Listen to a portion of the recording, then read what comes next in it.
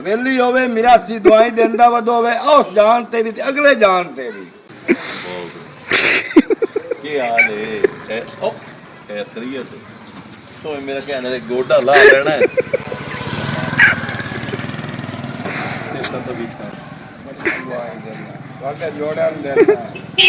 पाले अगू लगदे हैं हवेली काई नहीं मिरासियां दा काम तुसा नहीं पे करेंदे मेरे दिल दी हसरत पूरी नहीं पे दुआई दे राती देना जैसे खुद नु बढ़ना खिदमत करना है हसरतां पूरी करना है बस ना हसदा पूरी कर ए हसत पूरी कीती है अल्लाह खैर हवेली होवे मिरासी दुआई देंदा वदो होवे उस जान ते भी ते अगले जान ते भी मेरा सी अगले जहान उत्थे जन्नत ही रहना है। मैं रोज जोड़ी करके दुआ मंगना खाले का इस बंदे नु इतना दे जो सोच तू ही बाहर हो जा जे तुसी राह चों ही अगे पिछे हो गए हवेली दी खातर फिर अगे पहुंचे ही नहीं ना होंगे तो नहीं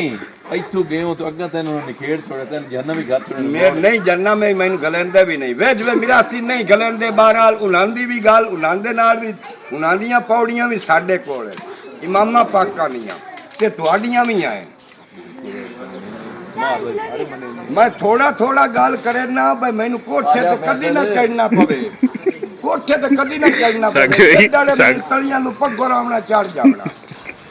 अल्लाह खैर हाँ ए तेरिया जोड़ियां ने रांझा अल्लाह पाई